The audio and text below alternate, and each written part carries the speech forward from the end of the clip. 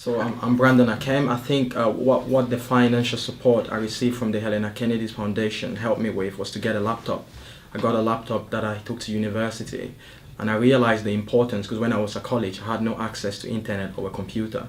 When I went to university, that helped me to be able to buy a laptop. But far more importantly, what the award did to me was introducing me to some law firms to get that exposure in terms of what I was going to study.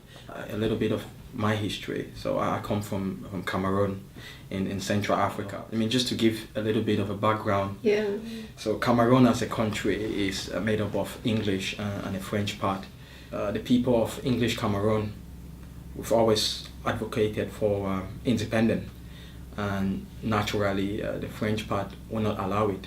And because we are a minority, from a democratic perspective, even if we overwhelmingly vote to be independent, it wouldn't happen because that's not an option that's given. But the very unique feature about Southern Cameroon, we don't believe in violence. We believe in it's all about peace, having that dialogue. Mm-hmm. But of course, trying to have that dialogue in Cameroon has led to a lot of people being killed, locked up, and a lot of people have had to leave their home and their country. So I was born in a family and my parents offered me the best they could. But unfortunately, I ended up having a foster dad who was very much involved into the politics of Cameroon. Mm-hmm. I did distributed a leaflet to people about this organization when I was younger, telling people about how we've been marginalized, which is what brought me in contact with the authorities. I was young, but I understood the importance of what Southern Cameroon is about. Of course, my foster father and I got into a lot of trouble, and so when I got to the UK, I had no one. Of course, I left my home country just before I took the equivalence of GCSEs. I think they call it in Cameroon GCE. So when I went to colleges, a few colleges around Yorkshire to do A-levels, they had nothing to offer, did you? No papers. No papers. So I spent a year not studying until I was walking past a college. I thought I'll give it a go. I went to, I think it was Ketley's College or Huddersfield Technical College at the time. Yeah. And I signed up to do a BTEC in IT. And I did GCSE, Humanities, English Language and Maths. Of course, it was below my ability. So when I finished the course, I wanted to do A-levels. I went to a few colleges again and they didn't offer me a chance apart from a very kind lady at Huddersfield New College who offered me the opportunity to do 4 A-levels. But when I went for my enrollment, it was reduced to 3 A-levels because I didn't have enough GCSEs and perhaps the college took the view, which is expected, that I may not be able to cope. Leicester was the only university asking for 3 A's. Yeah. From an A-level perspective, and my ASs were not the best, so obviously I really written myself to not go to the best universities.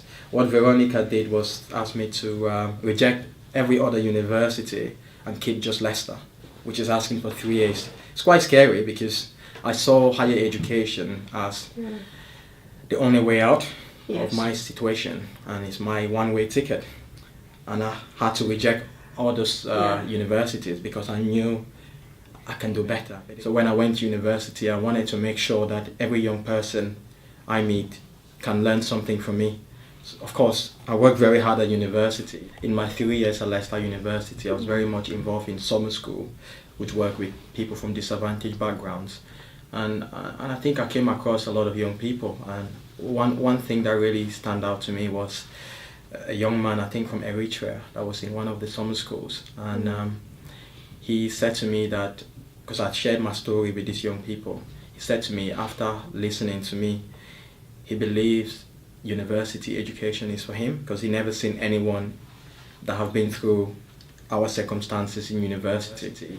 And when I left university, another challenge came my way because I didn't have a home to go to. Most young people, when they finish university, they go back home while they try to find a job. I went to London with literally no money and no home. And of course, you can imagine how much of a struggle it was for me to find a place to live especially because most landlords will require you to have an employment to give you a house, because how would you pay for it? It wasn't easy, so I did find a job. I found a job in insurance in Chelmsford, speech at the HKF award ceremony. I think I could bring just one guest, but I could not, because I have two very important ladies in my life. I couldn't go without Veronica or my partner. Without Veronica, I wouldn't be where I am today.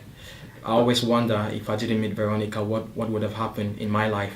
I think the real message here is, if you come across young people, it's not even about financial help, it's about believing in these people. Veronica believed in me, she encouraged me. If she didn't, I'd probably end up with my E's and D's, and I don't know what job I'll be doing now. So really thanks to you, Veronica, and I'm forever grateful.